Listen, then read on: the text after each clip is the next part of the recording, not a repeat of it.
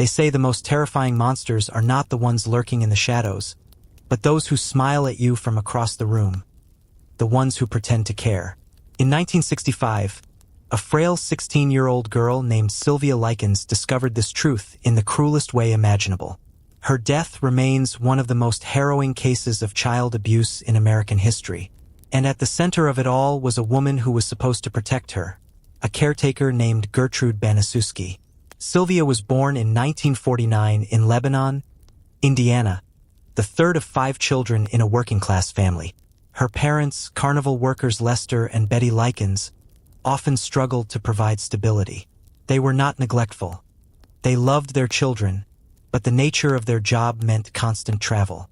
When an opportunity came up in the summer of 1965 to work the carnival circuit, they made a fateful decision: to entrust Sylvia and her younger sister Jenny to a local woman, Gertrude Baniszewski, until they could return.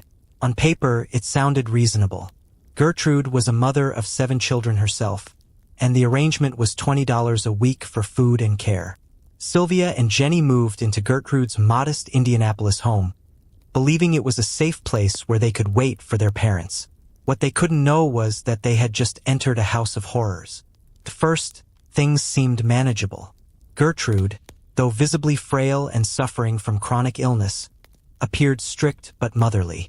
Yet, beneath the surface, she carried a deep bitterness. Life had worn her down. She was twice divorced, struggling financially, and emotionally unstable. That instability soon revealed itself. When the Likens' weekly payments arrived late, Gertrude's demeanor shifted.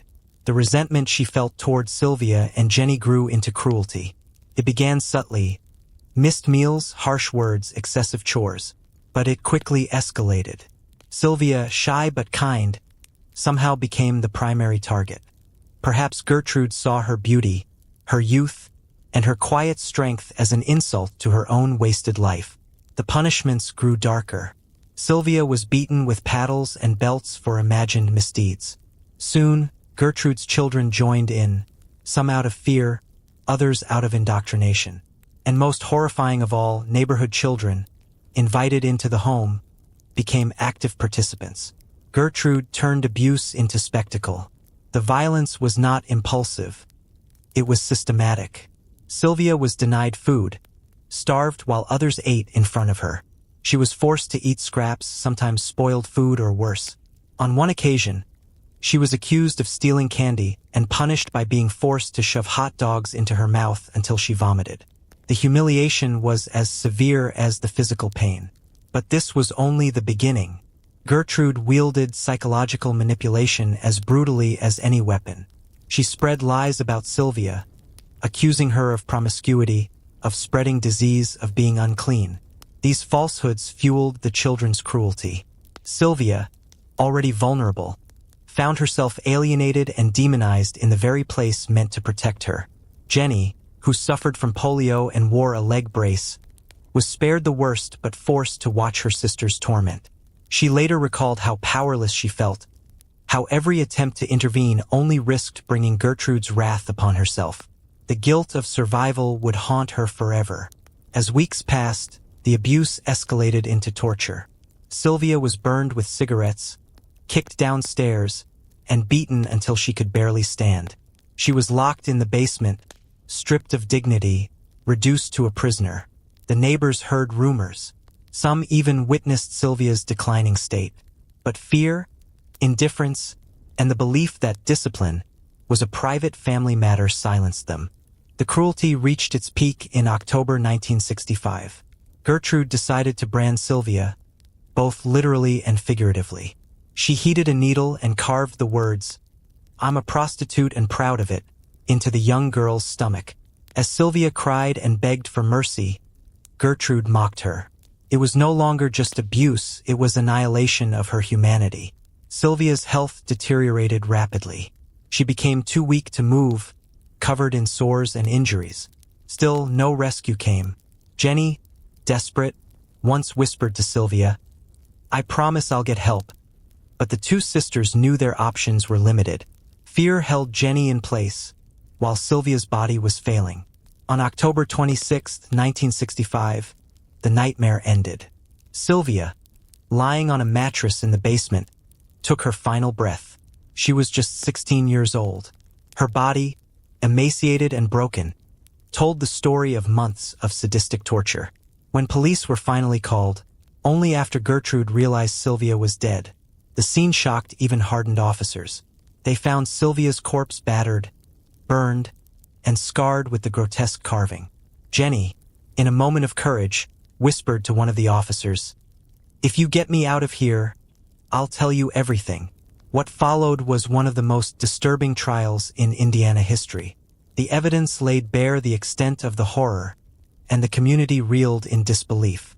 Gertrude, the woman entrusted to care for Sylvia, was charged with first-degree murder. Her children and several neighborhood participants also faced charges. The courtroom revealed a chilling truth. This was not a crime of passion, but of prolonged sadism. Witnesses testified about the systematic abuse, the orchestrated cruelty, and Gertrude's manipulative influence over those around her. In 1966, Gertrude Baniszewski was convicted of first-degree murder and sentenced to life in prison. Her daughter Paula received a lesser sentence, as did other participants.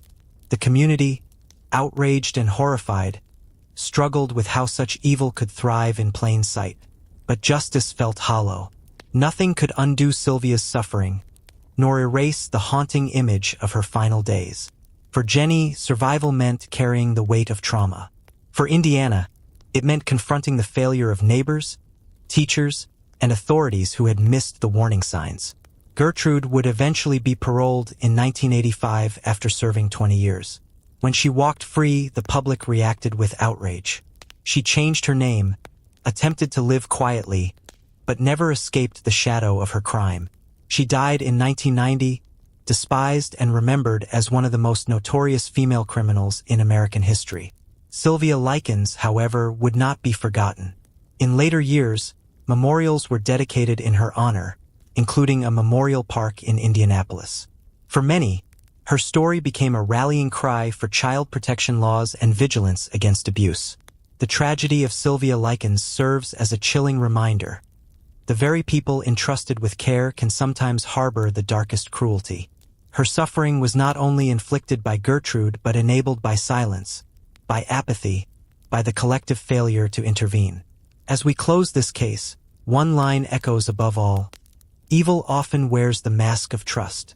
Nurses are often called the angels of the medical world, healers who step into the darkest hours of a patient's life to bring relief, comfort, and hope. Families trust them with the people they love most, confident that compassion guides their every action. But every now and then, behind that uniform and practiced smile, lurks someone who thrives not on healing, but on hurting. In 2022, that dark truth was exposed in Florida, where a registered nurse named Nia Ayers shattered the sacred bond between patient and caregiver. Her betrayal was not only shocking in its cruelty but devastating in its aftermath, leaving a vulnerable patient scarred for life, both physically and emotionally. The story began at a long-term care facility in Palm Beach County, Florida. Among its patients was a man who lived with profound disabilities. He could not walk on his own, nor could he advocate for himself. Completely dependent on staff for survival, he represented the very essence of vulnerability. For his family, the decision to place him under professional care had been agonizing but necessary. They believed he was in safe hands.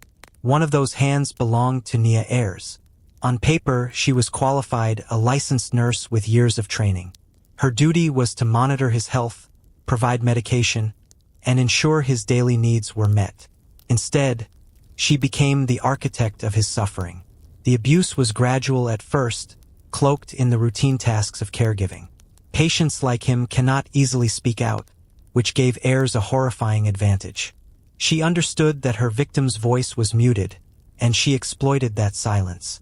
Staff later testified that Ayers displayed an unnerving coldness toward patients. While others treated them with patience, she often responded with irritation, frustration, or outright disdain. Then came the incident that shattered any illusion of professionalism. One evening, when no one was watching, Ayers was caught on surveillance cameras violently handling the patient. The footage showed her slapping him across the face, shoving him back into bed with unnecessary force, and verbally degrading him. She yanked at his fragile body as though he were an object, not a human being in need of care. The images were disturbing, almost unwatchable. Here was a man entirely defenseless, enduring the rage of the very person paid to protect him. When the video was shown later in court, the room fell into silence. There was no mistaking what had been done. But this was not a one-time lapse in judgment. Investigations revealed a pattern of abuse. Other staff recalled incidents where heirs lashed out physically or neglected basic duties. She would withhold food, leave patients soiled for extended periods, and administer rough care that crossed into sadism. Her cruelty was not born of stress alone. It seemed calculated, an abuse of power over those least able to resist. For the victim's family, the discovery was soul-crushing. They had placed their loved one in that facility believing it to be a safe refuge. To learn that he had instead been brutalized was unbearable. The guilt of trust weighed heavily, a question no parent, sibling, or child should ever have to ask. Did we deliver him into the hands of his tormentor? Authorities acted swiftly once the evidence surfaced. Ayers was arrested, charged with multiple counts of abuse, and her nursing license was immediately suspended. In court, prosecutors painted her as a predator in scrubs, someone who cloaked her malice beneath the respectable image of a nurse. The defense attempted to argue stress, fatigue, and lack of staffing. They claimed Ayers had been overworked, stretched thin by long hours in an underfunded system. But no explanation could erase the brutality captured on film. Stress does not excuse cruelty. Exhaustion does not justify violence. When the guilty verdict came, the judge's words were cutting. This court cannot fathom how anyone sworn to care for the vulnerable could instead become their abuser. Ayers received a prison sentence that ensured she would never again hold power over another patient. The case sent shockwaves across Florida and beyond. Families with loved ones in long-term care facilities began asking urgent questions. How many other heirs might be hiding behind their uniforms? How often do the cries of vulnerable patients go unheard because they cannot speak for themselves? Healthcare advocates pointed out that such cases, while rare, reveal systemic failures. Overworked staff, insufficient background checks, and lack of oversight create fertile ground for abuse to hide in plain sight. Surveillance cameras, once controversial in patient rooms, became a renewed topic of debate, not as an invasion of privacy, but as a shield of protection. For the victim, recovery was complicated. The physical injuries would heal, but the psychological scars lingered.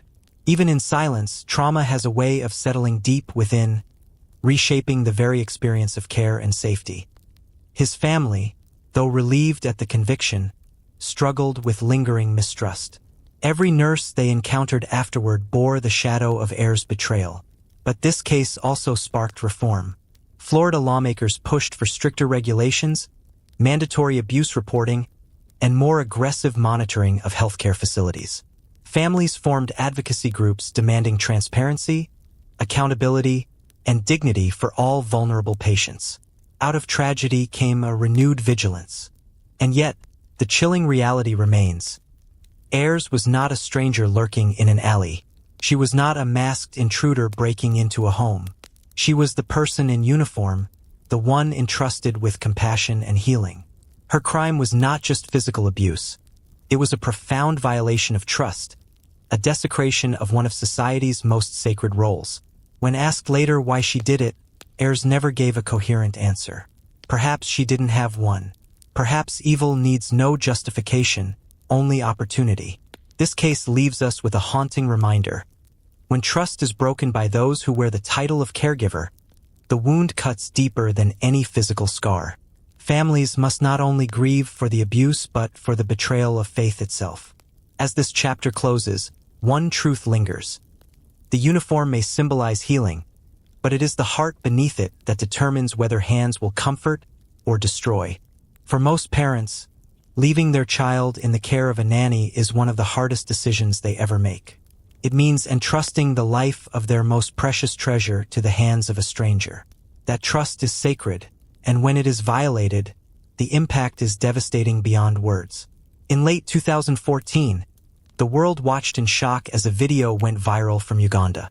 It showed something so disturbing, so utterly vile, that it became impossible to believe what people were seeing.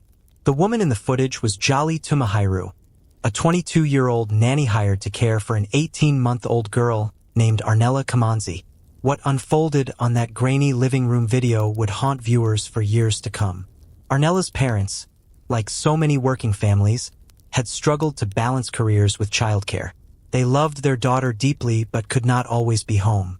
And so they hired Tumahairu, a quiet, seemingly ordinary young woman who presented herself as trustworthy and capable.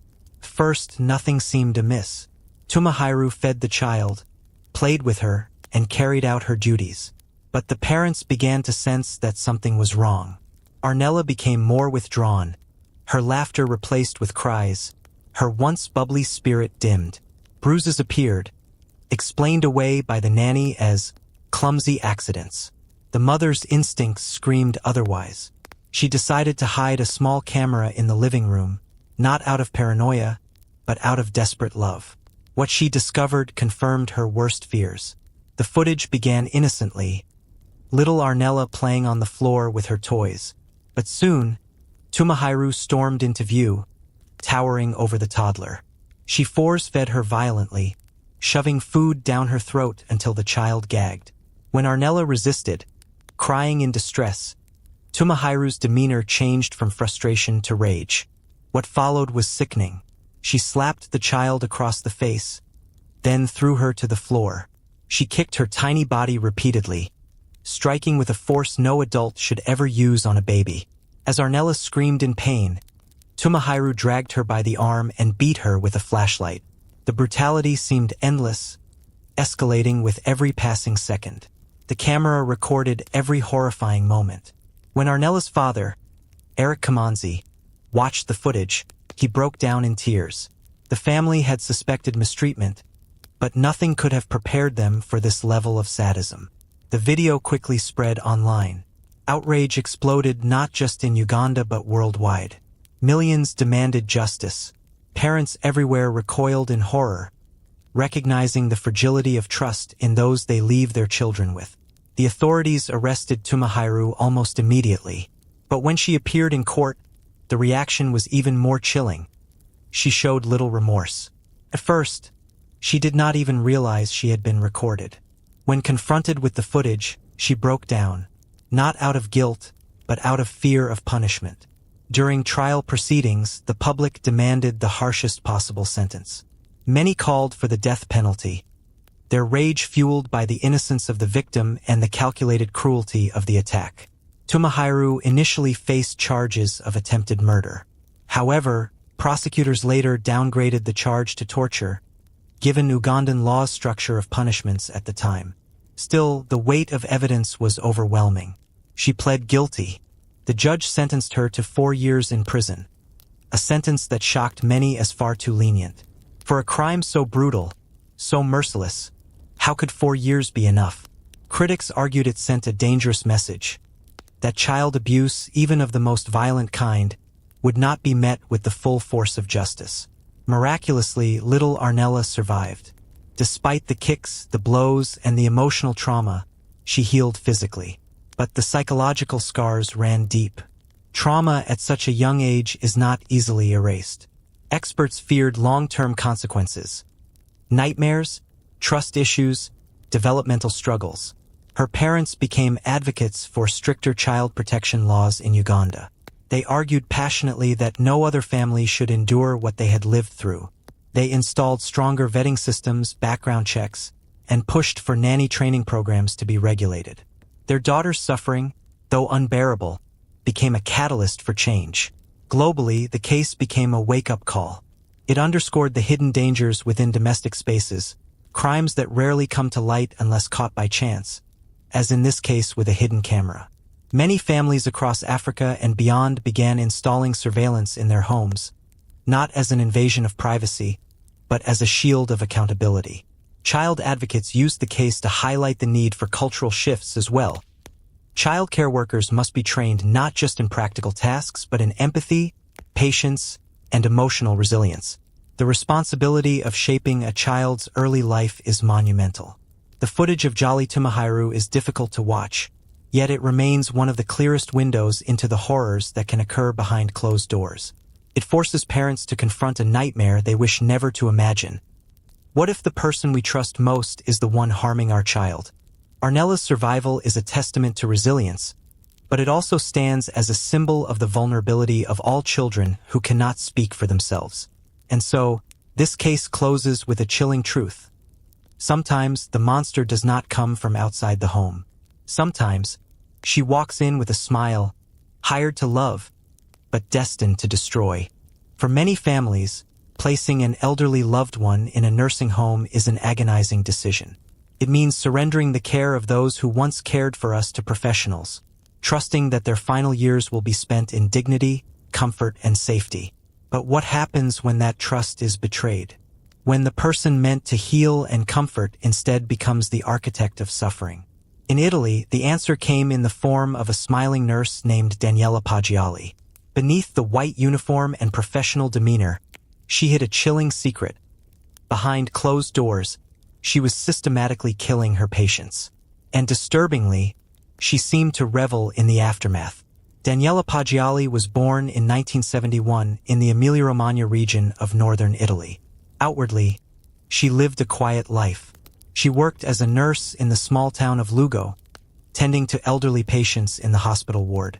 To colleagues, Paggiali was often described as cold, sometimes dismissive of patients she deemed annoying. She had a reputation for impatience, particularly with those who required constant attention. Yet no one could have imagined the darkness that would later come to light. The patients under her care were among the most vulnerable. Elderly men and women with failing health, many nearing the end of their lives. Families trusted Paggiali to comfort their loved ones during their final days. But she had other plans. The horror began to unravel in 2014, when suspicions grew around an unusual pattern of deaths in Lugo's hospital. Patients who had not been considered critical suddenly collapsed and died without warning. Investigators later discovered that Paggiali had been administering lethal doses of potassium chloride, a chemical that, when injected, causes the heart to stop almost instantly. The drug is difficult to trace after death, as it disperses rapidly in the bloodstream, making it nearly invisible in routine autopsies.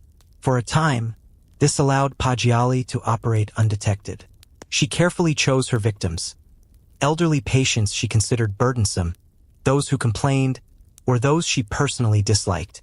According to prosecutors, she was not motivated by mercy or compassion, but by irritation, killing simply because she found her patients bothersome. What made the crimes even more disturbing was her behavior afterward. Reports claim that she sometimes took selfies next to the bodies of her victims, smiling into the camera with chilling satisfaction. One such image showed her posing with a deceased elderly woman, grinning as though death were a trophy. The investigation began after the suspicious death of Rosa Calderoni, a 78-year-old admitted for minor complications. Rosa had been improving, her condition stable. But under Paggiali's care, she suddenly went into cardiac arrest and died. Doctors were baffled. An autopsy revealed abnormally high levels of potassium in her system, sparking immediate suspicion. Authorities opened a probe into Paggiali's conduct, expanding their focus to other deaths on her ward. The findings were chilling. In a short span of time, over 90 patients had died under her watch, a rate far higher than expected. While not all could be definitively proven homicides, investigators believed a significant portion were deliberate killings. Colleagues began recalling unsettling details. Some remembered her openly mocking certain patients, calling them difficult or a waste of time. Others recalled her strange calmness during sudden deaths, as if she were not shocked but almost expecting it. When confronted, Paggiali denied everything. But prosecutors built a damning case, combining medical records, testimonies, and the photographs found on her phone. In 2016, Daniela Paggiali stood trial for the murder of Rosa Calderoni and suspected involvement in dozens more deaths. The trial captivated Italy, with headlines branding her the smiling killer nurse. prosecutors painted a portrait of a woman with no empathy, who viewed her role not as a healer but as an executioner. They emphasized her callous selfies as proof of her psychological detachment from the horror she caused. The defense argued that she was being scapegoated, that the potassium findings were not conclusive, and that the selfie photos, while inappropriate, did not prove murder. Yet the court was unmoved. Poggiali was convicted of Calderone's murder and sentenced to life imprisonment. But the legal story did not end there. In a dramatic twist, her conviction was later overturned on appeal due to questions about forensic evidence. For a time, she was even released, sparking outrage among victims' families. However, subsequent appeals reinstated her guilt, and she faced multiple charges tied to other patient deaths. The back and forth of the legal system left many unsettled, but one fact remained undeniable. Dozens of patients had died mysteriously under her care, and her own behavior pointed to someone who viewed death with disturbing ease. The Poggiali case sent shockwaves through Italy and beyond. Families of elderly patients began questioning the safety of hospitals and nursing homes. Calls grew for tighter monitoring of healthcare workers, stricter drug controls, and surveillance in hospital wards. The case also reignited an ethical debate. How could someone drawn to the profession of nursing, a field built on compassion and care, descend into such cruelty? Psychologists studying Poggiali suggested she fit the profile of a healthcare serial killer. Individuals who gain a sense of power and control through deciding who lives and who dies. Globally, the case joined a chilling list of so-called angel of death killers, medical professionals who used their access to vulnerable patients as a weapon. But unlike some who claimed to kill out of misplaced mercy, Poggiali's actions appeared rooted in disdain, convenience, and perhaps even enjoyment. Daniela Poggiali's story forces us to confront a terrifying truth. The people we trust most, nurses, caretakers, caregivers, hold immense power over life and death. Most use that power selflessly, working tirelessly to heal and comfort. But in rare, horrifying cases, that power is corrupted into something monstrous. For the families of Lugo, the betrayal was unbearable. Their loved ones had gone to the hospital for care, only to become victims of the very person sworn to protect them. And so, this case closes with a haunting reminder. Evil does not always wear a mask of menace. Sometimes it wears a nurse's uniform, carries a stethoscope, and smiles for a selfie, standing triumphantly over the body of the helpless. Parents hand over their children to daycares with a simple belief that they will be safe, nurtured, and cared for until the end of the day. But in Texas, 2011, one daycare became a chamber of nightmares. What should have been a place of play, learning, and protection turned instead into a scene of chaos, fire, and death. A tragedy born from negligence, betrayal, and the horrifying consequences of misplaced trust. This is the story of Jessica Tata, a daycare provider whose carelessness destroyed families, scarred a community, and exposed the dark reality that sometimes the greatest danger comes from those we trust with our most vulnerable. Jessica Tata was only 22 years old when she opened her home daycare in Houston, Texas. To parents in her neighborhood, she seemed like the perfect caretaker, young, energetic, friendly, and someone who had grown up in the community. Her daycare was state licensed, which gave families an added sense of security. She often painted herself as responsible and attentive, someone who loved working with children. But behind that image was recklessness, immaturity, and a selfish streak that would end in catastrophe. On the morning of February 24, 2011, Tata welcomed 7 children, all between 16 months and 3 years old, into her home. For their parents, it was a normal day.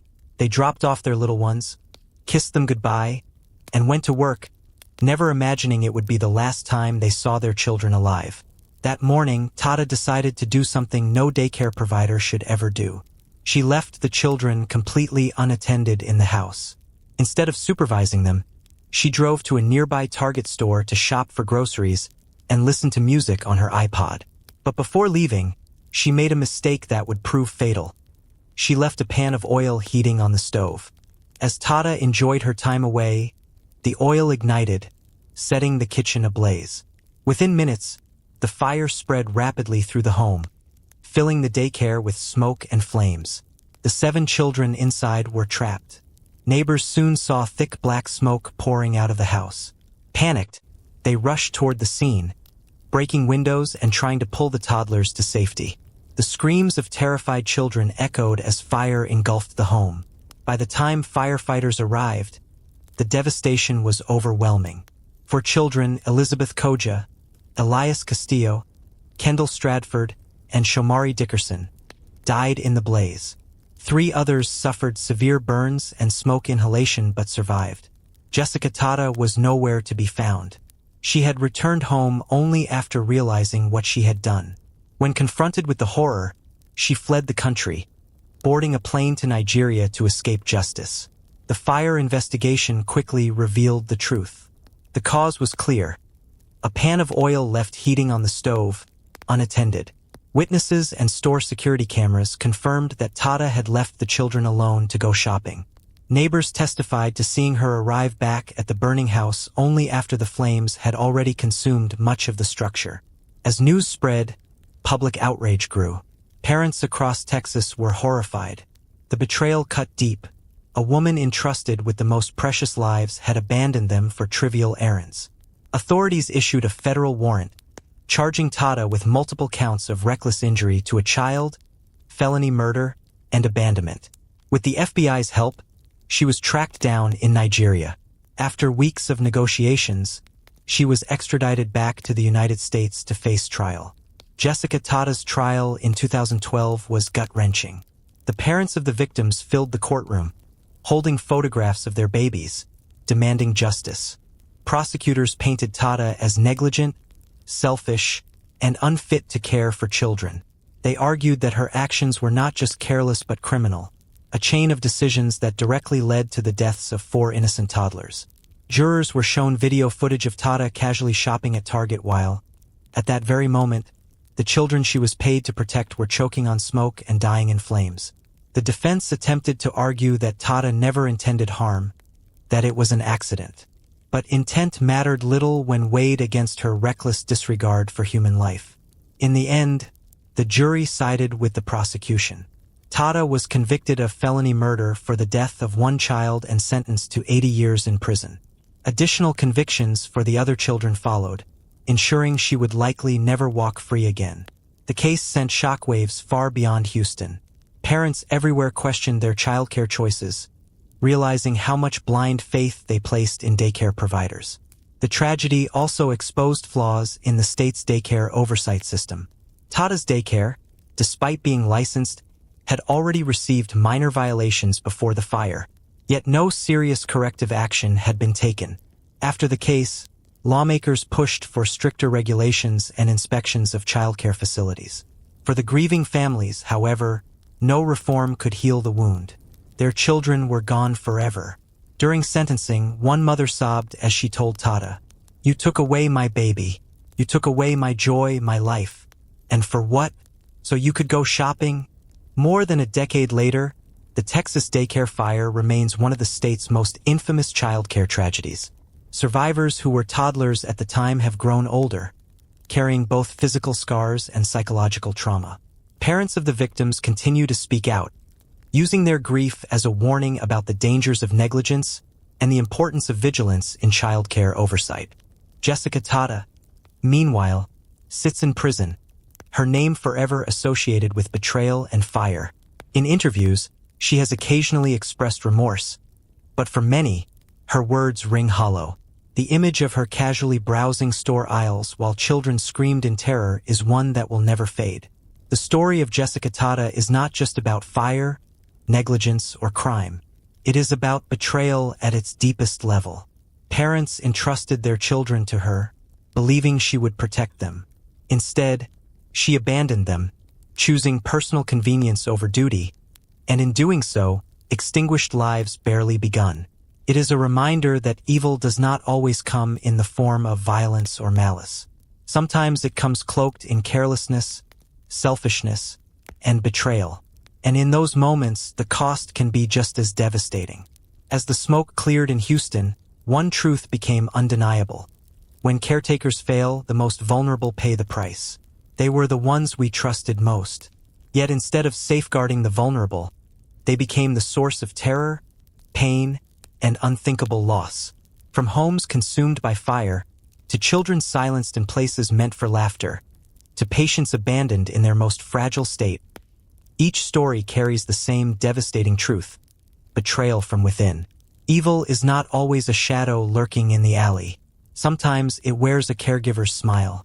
Sometimes it holds your child's hand or speaks with gentle reassurance, even as it hides a darkness waiting to strike. The cases you've heard tonight remind us that vigilance is never optional, and that trust, once broken, leaves scars that time cannot erase. But beyond the horror, these stories are also about voices that must not be forgotten. The children, the patients, the innocents whose lives were stolen by those who vowed to protect them.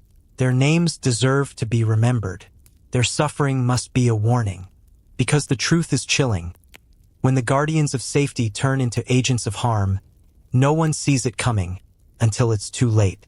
So remember this: evil often hides in plain sight.